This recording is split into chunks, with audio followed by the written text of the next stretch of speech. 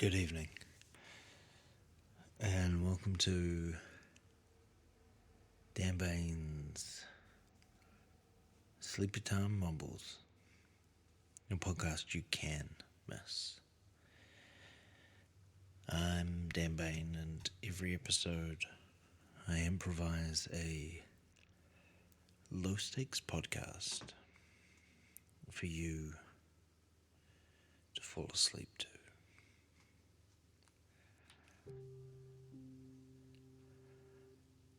Friends, I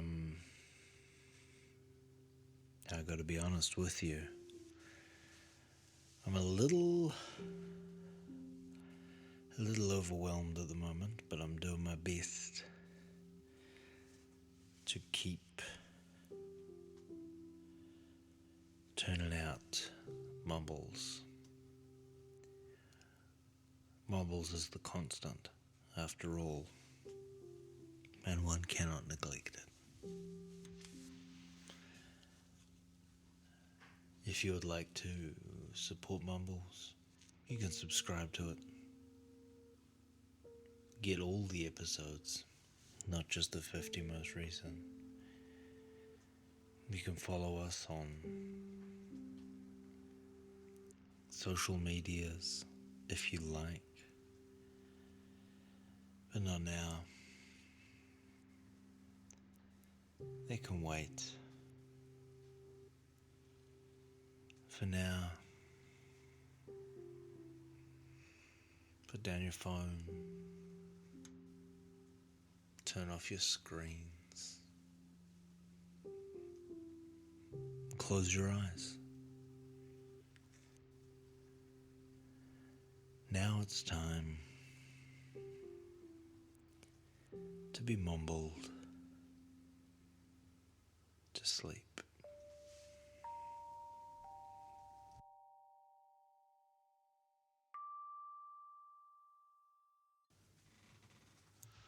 Season 6, Episode 11.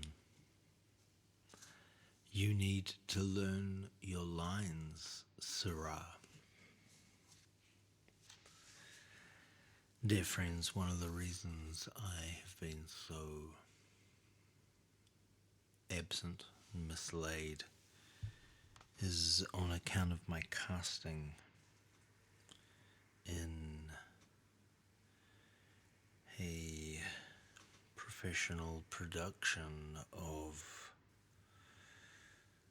William Shakespeare's Twelfth Night.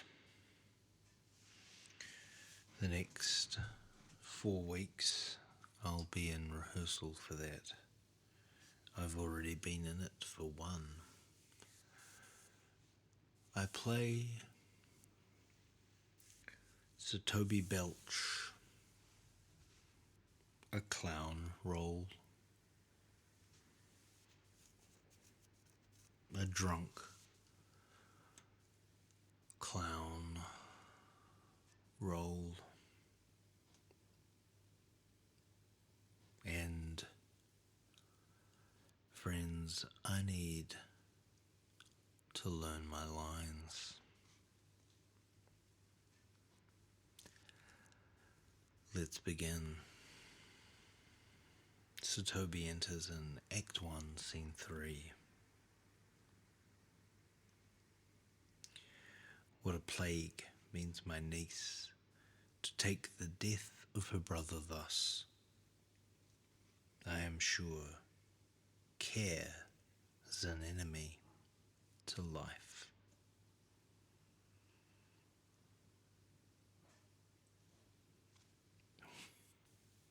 Why? Let her accept before accepted. Confine? I'll confine myself no finer than I am. These clothes are good enough to drink in. Who? Sir Andrew A. Goodcheek? Why, he has 3,000 ducats a year. Fie that you say so. He speaks 3 or 4 languages, word for word, without book, and hath all the good gifts of nature. By this hand, they are scoundrels and substractors that say so of him. Who are they? With drinking healths to my niece, I'll drink to her as long as there's passage in my throat, and drink in Illyria. What wench? Castellano vulgo, for here comes Sir Andrew Agueface. That is the first beat. As you'll probably have noticed, I'm only reading Sir Andrew's lines.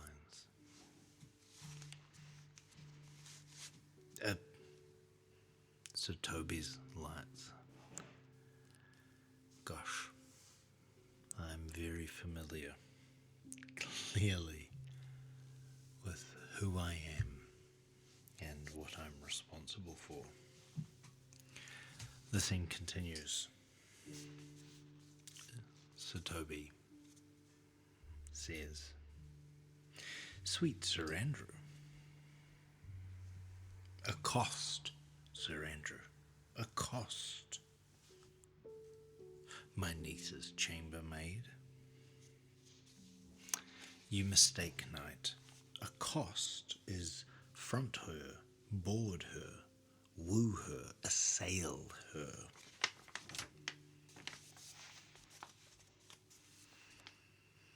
Oh, knight, thou lack'st a cup of canary. When did I see thee so put down? No question. Pourquoi, dear knight? Then hadst thou had an excellent head of hair. Past question, for thou seest 'twill not curl by nature. Excellent. It hangs like flax on a distaff, and I hope to see a huswife take thee between her legs and spin it off. She'll none of the count. She'll not match above her degree, neither in estate, years, nor wit. I've heard her swear it. Tut, there's life in it, man. Art thou good at these kickshawses, knight? Wherefore are these things hid? Wherefore have these gifts a curtain before 'em? I did think by the excellent constitution of thy leg it was formed under the star of a galliard.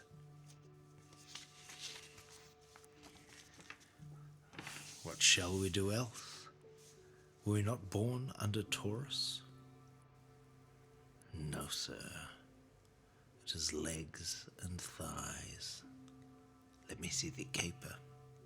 Ha! Higher. Ha! Ha! Excellent. They exit.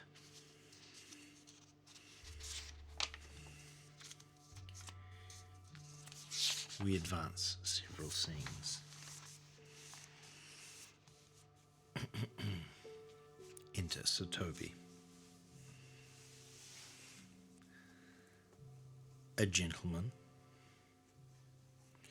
'Tis a gentleman here. A plague o' these... I'll take that again. 'Tis a gentleman here. A plague o' these pickled herring. How now, sot? Lechery? I defy lechery. There's one at the gate. Let him be the devil, and he will. I care not. Give me faith, say I. Well, it's all one. He exits.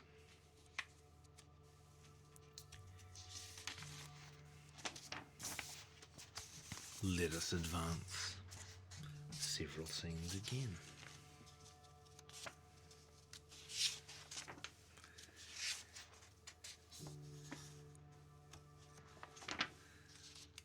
We're now into Act 2,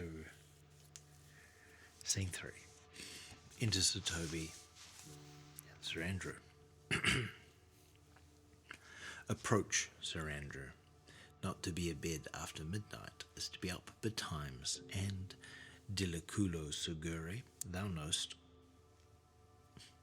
A false conclusion. To be up after midnight and to go to bed then is early, so that to go to bed after midnight is to go to bed betimes. Does not our life consist of the four elements? Thou art a scholar. Let us therefore eat and drink. Marion, I say, a stoup of wine. Welcome, ass. Now, let's have a catch. Come on, there's sixpence for you. Let's have a song. A love song, a love song. A contagious breath. To hear by the nose, it is dulcet and contagion, but shall we make the welkin dance indeed? Shall we rouse the night owl in a catch that will draw 3 souls out of one weaver? Shall we do that?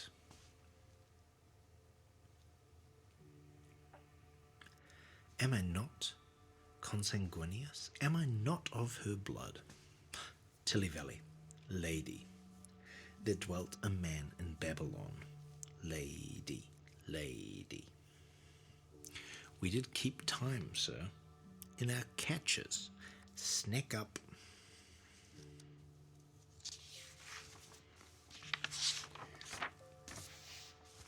Farewell, dear heart, since I must needs be gone. But I will never die. Shall I bid him go? Shall I bid him go and spare not? You lie a stoup of wine, Maria.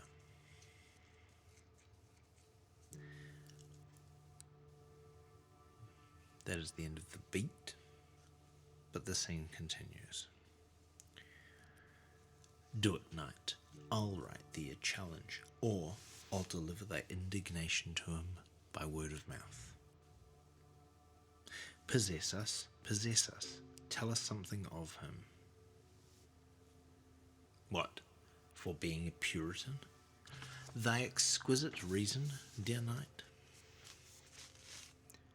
What wilt thou do? Excellent, I smell a device. He shall think by the letters that thou wilt drop that they come from my niece, and that she's in love with him. Good night, Penthesilea. She's a beagle, true bred, and one that adores me. What of that? Let's to bed, knight. Thou hadst need send for more money. Send for money, knight. If thou hast her not at the end, call me cut. Come, I'll go burn some sack. 'Tis too late to go to bed now. Come, knight. Come, knight. The scene ends. We advance somewhat.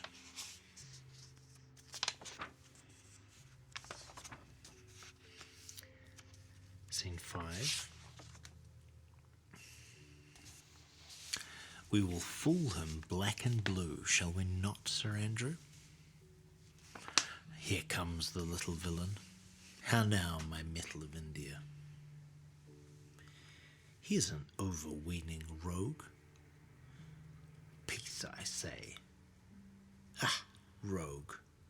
Peace, peace. Oh, for a stone bow to hit him in the eye. Fire and brimstone.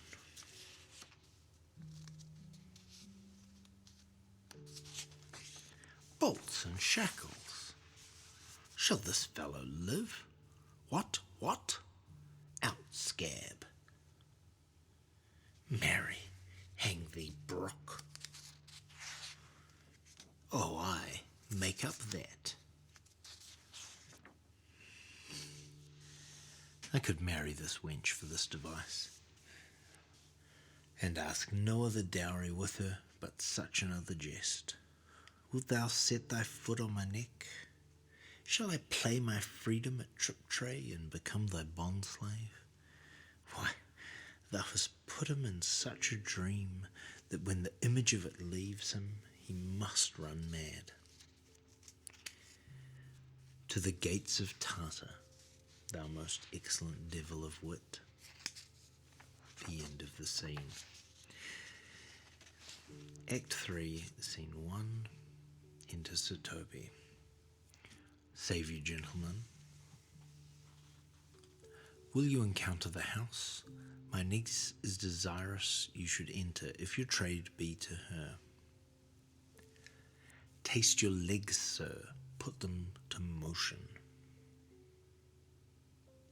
I mean to go, sir, to enter. Exit Sir Toby. That's a brief one.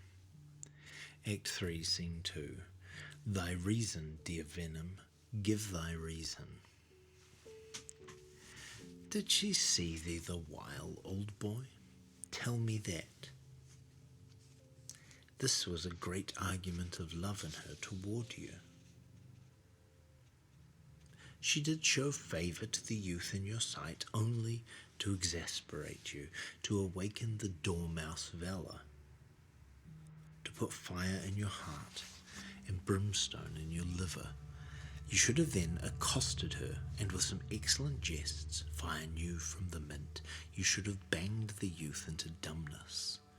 This was looked for at your hand, and this was balked.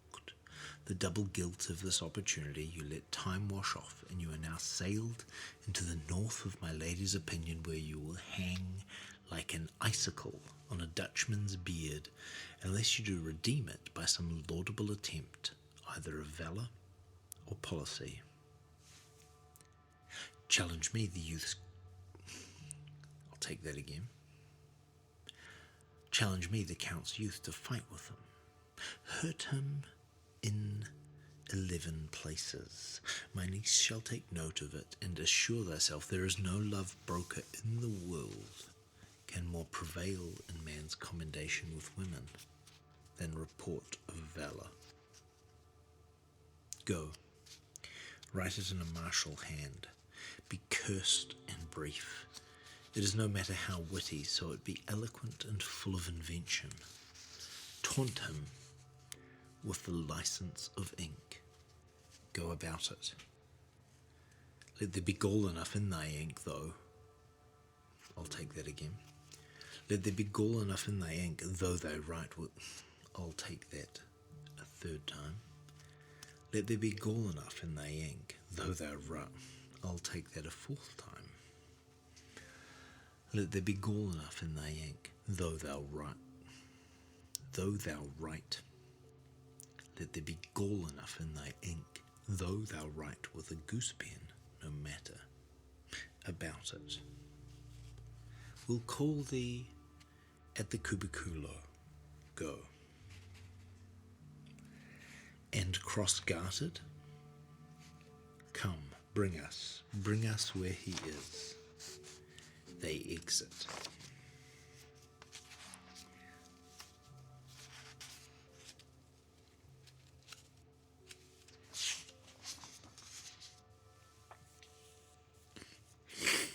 Enter Toby. Which way is he, in the name of sanctity? If all the devils of hell be drawn in little, yet I'll speak to him. Go to, peace, peace, we must deal gently with him, let me alone. How do you, Malvolio? How's it with you? What, man, defy the devil? Consider, he's an enemy to mankind. Prithee, hold thy peace. This is not the way. Do you not see you move him? Let me alone with him. Why, how now, my boarcock? How dost thou, Chuck? Is it possible? Why, we shall make him mad indeed. Come, we'll have him in a dark room and bound. My niece is already in the belief that he's mad. We may carry it thus, for our pleasure and his penance, till our very pastime, tired out of breath, prompt us to have mercy on him, at which time we will bring the device to the bar and crown thee for a finder of madmen. Butsy, butsy. Is it so saucy? Give me. Youth, whatsoever thou art but a scurvy fellow, good and valiant. Wonder not, nor admire not in thy mind what I do call thee so, for I will show thee no reason for it. Thou comest to the Lady Olivia, and in my sight she uses thee kindly, but thou liest in thy throat. That is not the matter I challenge thee for. Very brief, and, to exceeding good sense, less. I will waylay thee going home, where if it be that thy chance to kill me, good, thou kill'st me like a rogue and a villain. Ooh, still you keep on the windy side of the law, good. Fare thee well, and God have mercy upon one of our souls. He may have mercy upon mine, but my hope is better, and so look to thyself, thy friend, as thou usest him, and thy sworn enemy, Andrew Aguecheek. Well, if this letter move him not, his legs cannot. I'll give it him. Go, Sir Andrew, scout me for him at the corner of the orchard like a Bombaily. So soon as ever thou seest him, draw, and as thou drawest, swear horrible. Away. Now will I deliver his letter, for the behaviour of the young gentleman gives him out to be of good capacity and breeding. His employment between his lord and my niece confirms no less. Therefore, this letter, being so excellently ignorant, will breed no terror in the youth. I will deliver his challenge by word of mouth, set upon Aguecheek a notable report of valour, and drive the gentleman into a most hideous opinion of his rage, fury, skill, and impetuosity. I'll take that again. I'll deliver his challenge by word of mouth, set upon Aguecheek a notable report of valour, and drive the gentleman into a most hideous opinion of his rage, skill, fury, and impetuosity. This will so fright them both, they'll kill one another by the look, like cockatrices.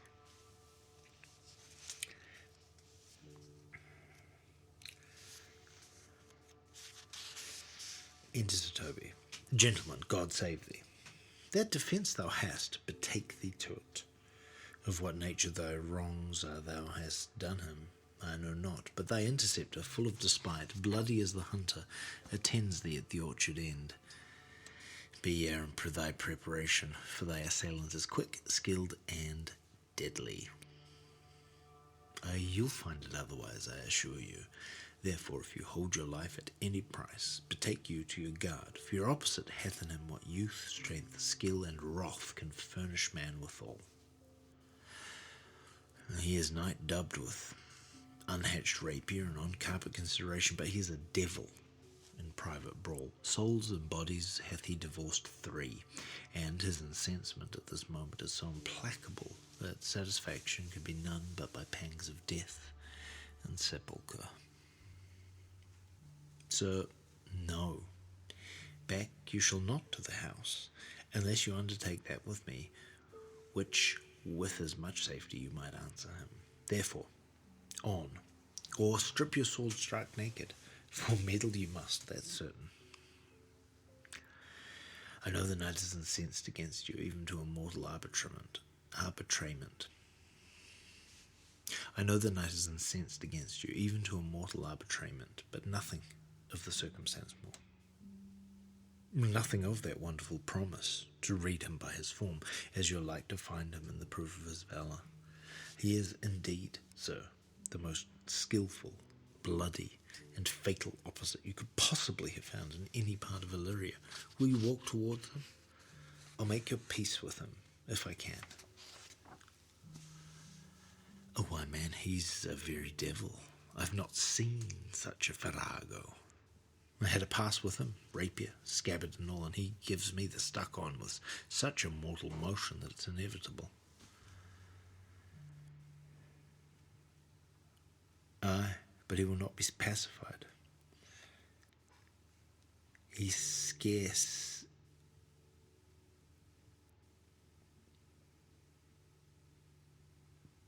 We scarce can held him yonder. There's an edit there that I can't quite. I'll make the motion. Stand here, make a good show on it. This shall end without the perdition of souls. There's no remedy, sir. He'll fight with you for oath's sake. He protests he will not hurt you. Give ground if you see him furious. Come, Sir Andrew, there's no remedy. The gentleman will, for his honour's sake, have one bout with you. He cannot, by the duello, avoid it. But he has promised me, as he is a gentleman and a soldier, he'll not hurt you. Come on, to it. You, sir? Why, what are you? Nay, if you be an undertaker, I'm for you. I'll be with you anon.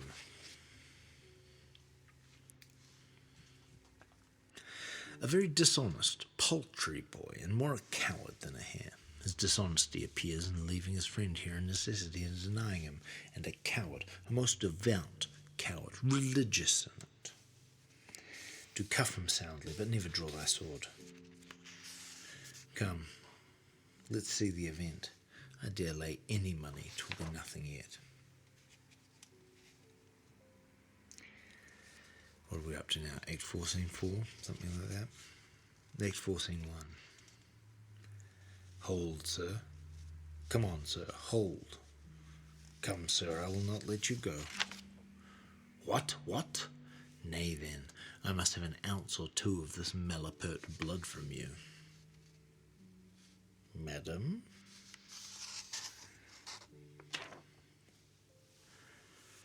I forgot about this thing. Thought we were nearly done. Okay. Jove bless thee, Master Parson. To him, Sir Topaz. The knave counterfeits well, a good knave. Well said, Master Parson. My most exquisite Sir Topaz. To him, in thine own voice, and bring me word how thou find'st him. I would we were well rid of this knavery. If he may be conveniently delivered, I would he were, for I am now so far in offence with my niece that I cannot pursue with any safety this sport the upshot. Come by and by to my chamber.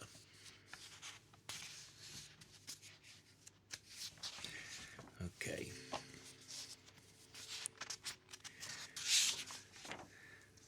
He's wrapping up old Sir Toby. We're into Act 5 now, and Act 5 is pretty much just one. See, I also have to do this priest, so I'll just do this line. A contract of eternal bond of love, confirmed by mutual joinder of your hands, attested by the holy close of lips, strengthened by interchangement of your rings, and all the ceremony of this compact, sealed in my function by my testimony. Just a little bonus there.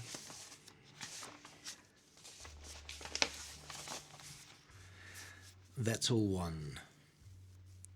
Has hurt me, and there's the end on it. Will you help? An asshead and a coxcomb and a knave, a thin-faced knave, a gull? And I think that's it.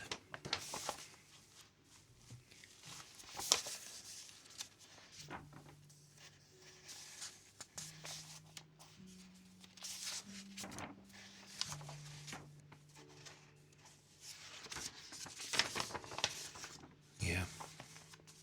Then it's just time for my big clap. If I'm able to remember all those words. That was Season 6, Episode 11. You need to learn your lines, Sirrah. Sleepy Time Mumbles is produced by Noosed Octopus, Theatre, etc. and is created and presented by me, Dan Bain. You can follow the show in a variety of places, but I'd prefer if you subscribe to my newsletter.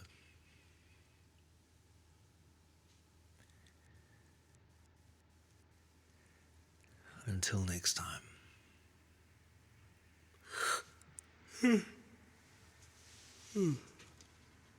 Good night.